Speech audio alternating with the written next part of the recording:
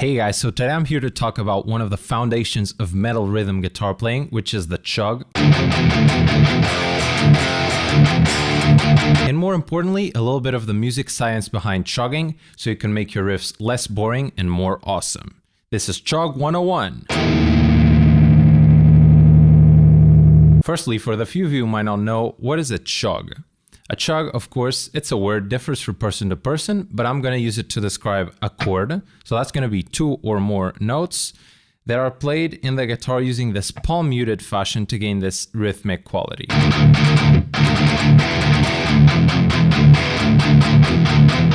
You'll recognize this sound and technique as the basis of a lot of metal rhythm guitar playing. That's why I'm focusing on it, because there's a lot about chugs that we take for granted and that we can be more creative about so we can better express ourselves musically. Between muting, picking, tone, mixing even, there's a lot that we can focus on chugs, but I'm going to focus on one specific topic today. That's really the only topic that matters, and it's the notes that we're going to be playing. So we're going to have a little discussion about intervals. I'm going to be discussing two note chugs on the bottom two strings. So there's only going to be one interval for us to discuss today, and that's between the bottom string and the next string. So a very small primer on intervals. In our Western music tradition, we divide the octave, which is the middle of the string where you find the same note at a higher frequency. We divide that into, as you know, 12 equal parts. And that's, as you know, our 12 musical notes. And because music is nothing but the relationship of these notes with each other, we give these relationships specific names so that we can refer to the intervals in between them. The more important and the smallest unit that we're going to be talking about is, of course, the semitone or half step. And it's how we're going to measure all other intervals. For example, this one is comprised of 7 of those smallest semitones.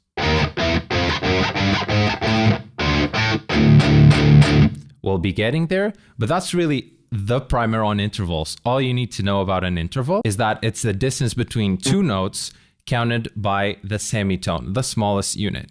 Of course, they have cute names that you might have heard, and I'll also be using the music theory names so that you can start to associate them with the semitone difference that they represent. So let's get into it. Let's imagine ourselves as metal guitar babies. When we first started playing, there were a few songs that we really wanted to get into. And if we paid close attention, we would notice that we find ourselves chugging the same pattern very often.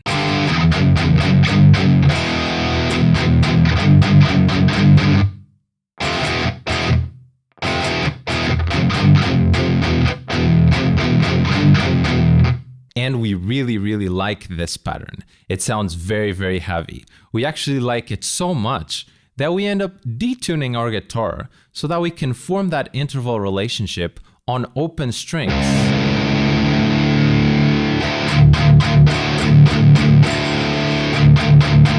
And on all other notes, of course, with a simple bar chord.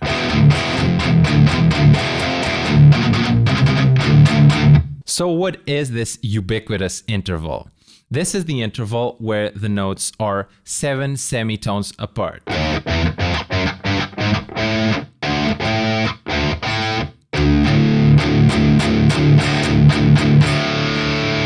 And it's called the fifth because if you count the notes, it's 5 notes in between the two notes. So D, E, F, G, A.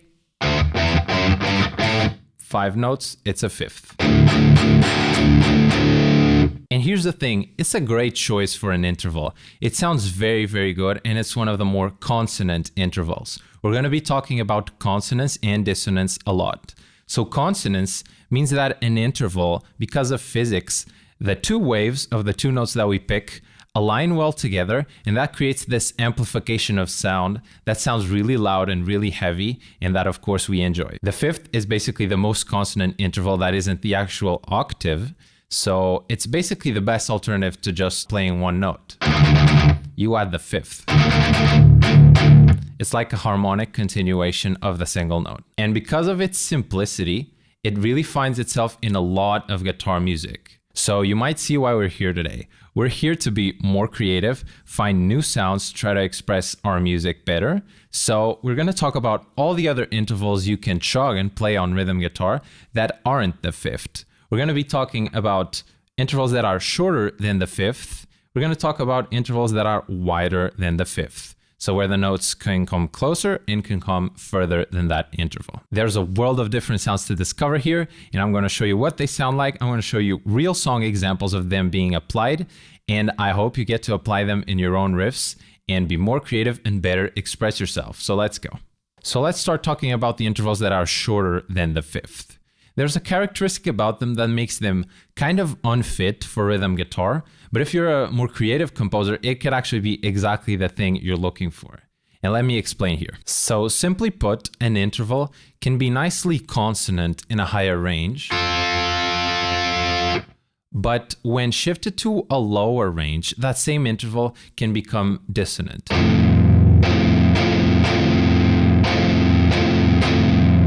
The main determiner of dissonance or consonance is obviously going to be your interval choice, but the octave also plays a part in that. And that's because, well, in physics, we were talking about intervals and wavelengths aligning. If the wavelength is longer, which is correspondent to a bassier note, that means you're going to take longer to hear the consonants because the wavelength is literally longer. And in a higher frequency, you get a lot of that alignment. And so it just sounds more consonant. This is not very important, but bear it in mind because in rhythm guitar, we're always talking about low notes. So it's a little bit harder to achieve a consonant sound. Let's start with what's actually the least consonant sound of them all, which is the semitone as an interval, so the minor second. And it's very simple. You're just going to play two notes that are one semitone apart.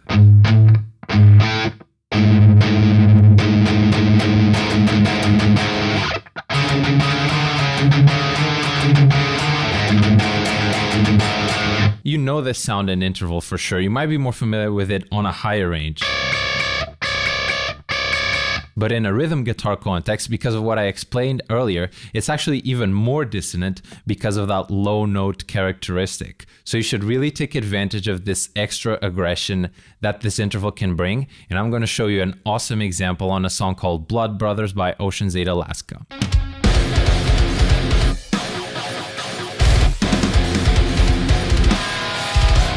As you can tell, that sounded sick, and it really makes sense because the song is, of course, very aggressive, and the theme about two brothers with a very dissonant relationship, for lack of a better word, it's very well used in this song. So there's a great example. Try it yourself and see what you can come up with. On the intervals after the semitone, those that are 2, 3, and 4 semitones apart, so the major second, minor third, and major third, is where in my experience there's a little bit of a gray area where there isn't a lot of examples of them being used in rhythm guitar.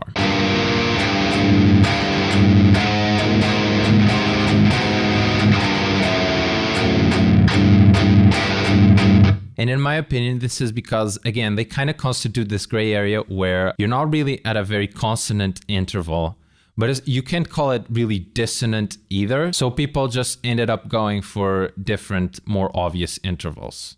But again, that presents an opportunity for us because if we want to use this underutilized register, we can come up with an original sound that's our own.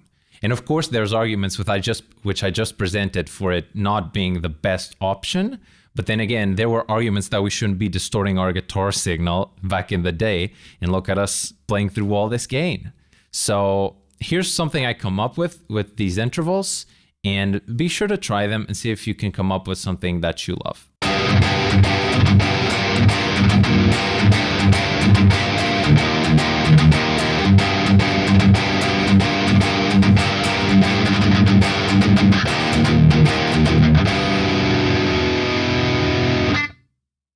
So now we get to the first truly consonant interval below the fifth, and that is the fourth, where the notes are 5 semitones apart. And this one has a cool trick that lets you cheat and sound like you're using a lower tuning. I'll explain.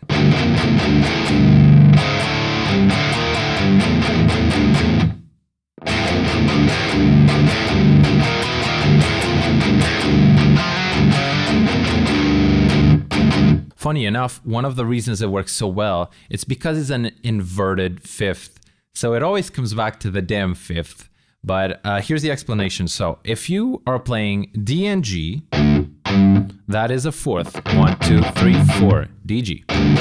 But if you put the D on the different octave, so G, D, now it's a fifth. So they're basically different versions of the same thing. And I'm going to explain how that sounds like you're cheating a lower tuning with this example from the latest Gojira single that I covered.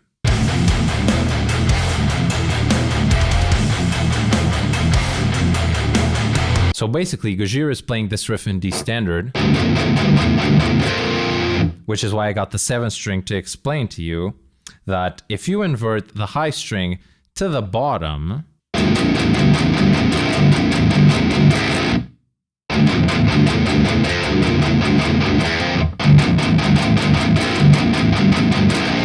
they're basically playing a drop G riff in D standard because they invert the fifths to fourths. So that is a pretty cool trick, and be sure to try it and see what you can come up with using fourths. This next interval you might be familiar with in metal. It's the diminished fifth, where the notes are 6 semitones apart. Here's what it sounds like.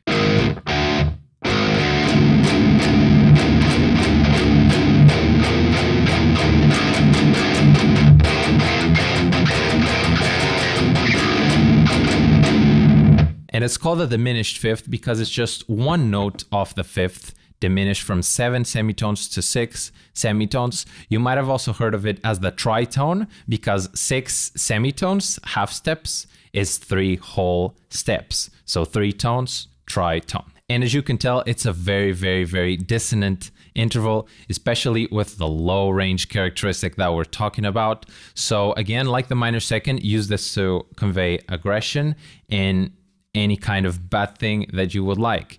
It is often used, and instead of using the usual deathcore, metalcore example where some songs can actually be wholly based on this interval, I'm going to give you a creative modern new metal use of it in a song by Lotus Eater. If you know the game, then it's up to you. If you know the game, there's nothing left to lose. So if you hear how they combine that interval with a spooky atmosphere and a fun melody that actually plays on those notes, you can really hear this new way to sound dissonant, express different facets, and it actually speaks volumes on why bands with this freshly dissonant sound like Lotus Eater and Loathe are really capturing a new generation of guitarists. So try it, see what you can come up with. So in order, we reach the fifth again, 7 semitones. There's not much I can say that hasn't already been played.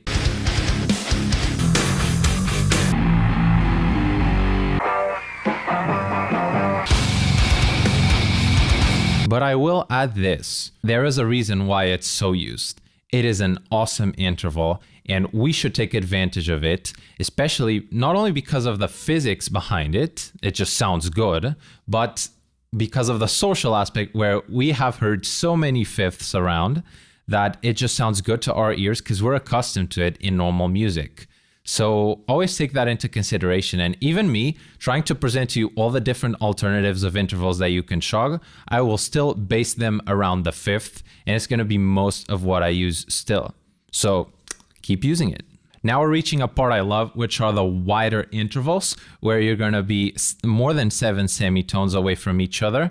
And I really like it because I explained to you that closer intervals on the lower range can sound a little bit dissonant. As you open that distance up, the notes become more clear within each other, and then the interpretation can either be more specific if you really drive it home, or you can leave it to more open ears.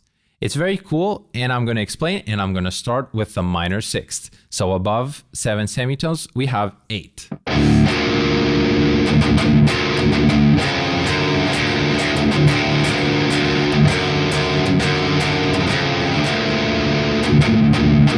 You can hear how that sound can be like a little bit open to interpretation. That's why I like it so much. In my personal view, it kind of sounds a little bit melancholic, and it could be positive, like you're longing for something that you like, or you could just be disappointed at something or you're missing something. Words are pretty stupid to describe this. That's why we love music. And I'm going to show you an example of the Architect single Animals.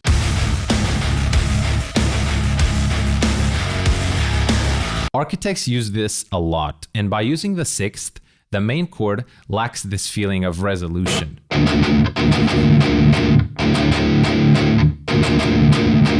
It makes it sound, again, more open. And here's a different example that I think is relevant from a breakdown by Void of Vision that I think if it was a fifth, it would absolutely lack the mystique it kind of has.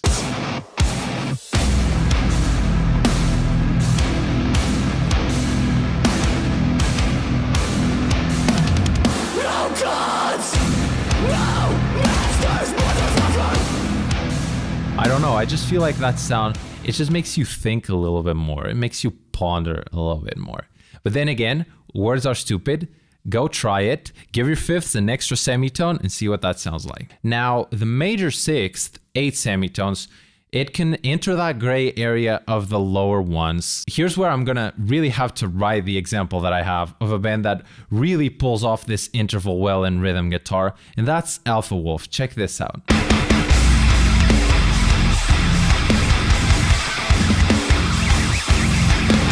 So you can clearly hear it there, like F to D, so F, G, A, B, C, D. That is 6, so a major sixth. And it's a consequence of their tuning where they take drop G and they lower the string down to F, the low string, so you get that relationship of F to D. Let me do it too.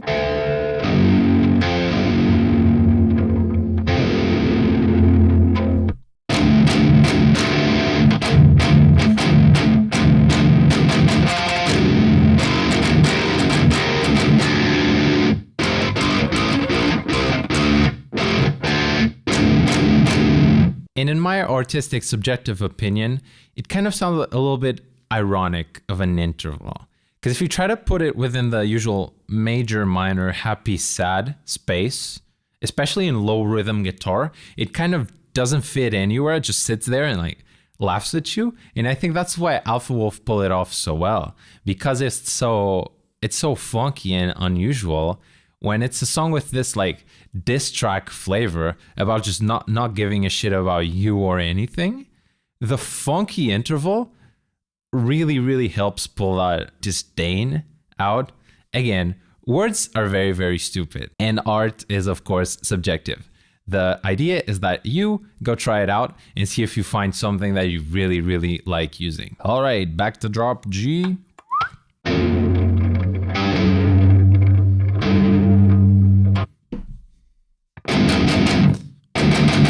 Okay, so the next interval is the minor seventh, which is 10 semitones apart, the two notes from each other.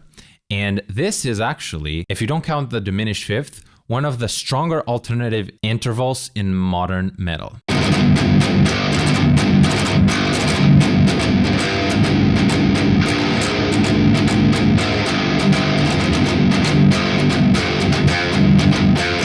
In my opinion and experience, I usually see it used as a little bit of a more aggressive alternative to the fifth that isn't really ugly sounding like the diminished fifth is. It also appears often as a consequence of this modern tuning where you drop the low string so that it forms this exact minor 7 interval with the next string, and they're 10 semitones apart, and your chug, just like Alpha Wolf, instead of becoming a major 6th, it becomes a minor 7th because they're 10 semitones apart. Here's an example of a band that does that, Wage War.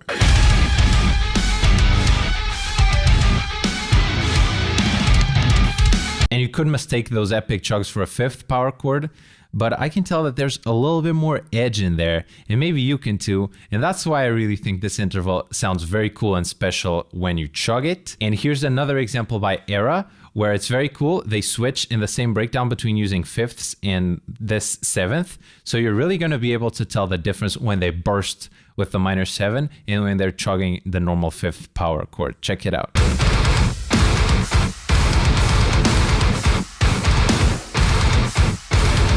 I really, really love that. And again, go try it for yourself. You might find this one to be one of the easier ones to get into. At last, we reach the interval right before the octave, which is the major 7, 11 semitones of distance from the two notes.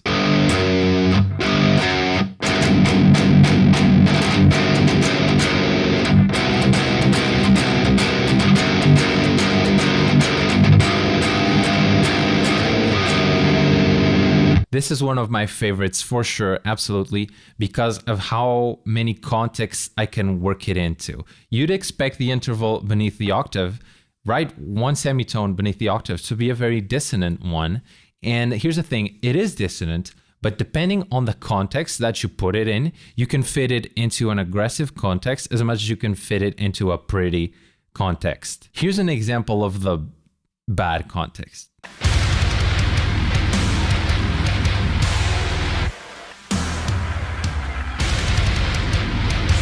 Notice when it's this ridiculously low, right? Because of that property that I mentioned earlier about lower octaves being even more dissonant, the interval is literally just being used for its dissonance. And consider, this is one of the heaviest breakdowns in Spirit Box discography. And Mike chose it amongst all other intervals. Diminished fifths, minor seconds, thirds and sixths, he chose the major 7th. So think about how much that speaks to the dissonance of this interval. And then you might wonder, how can we fit it into a prettier context when it actually can sound this nasty? I took the liberty of writing a little riff myself, and I'm going to show you the prettier context of the major 7 in rhythm guitar. So that is the lesson, guys. And now with this whole context of new intervals, new sounds that you're now aware of, I want you to go try them all and see how much better you can express yourself now that you know a few different sounds that you might use. If you write a riff using the knowledge you learned in this video, I would love for you to share it on Instagram and tag me, because I really like seeing what you guys do with the knowledge of my more educational videos. It really warms my heart. Thank you all, and I'll leave you with my positive interpretation of the major 7.